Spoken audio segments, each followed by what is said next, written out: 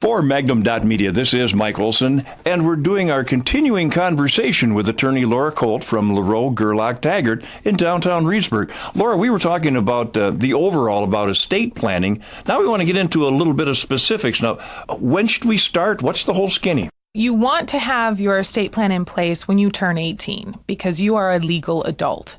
Your estate plan at 18 is going to look very different, though, when you update that estate plan at age 25 and say you have young children. That's going to be a different estate plan. So as you go through the stages of life, your estate plan will update with you. So a 25-year-old with children is going to look very different than a 45-year-old with your children now grown, and then you will change it again when you're 75 or 65, when you now are looking at different goals for your estate plan.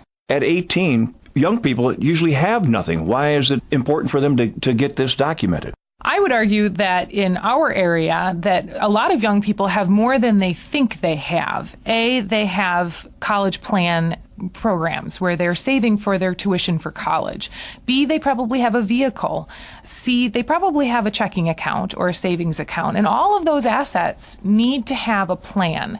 That's talking about, if an 18-year-old would pass away. But an estate plan is not just for when you pass away. It's also a plan for during life. Anyone at any age could get into a car accident where they are injured. We need to have legal documents in place to give someone else authority to make medical decisions for that 18-year-old if they're in a car accident.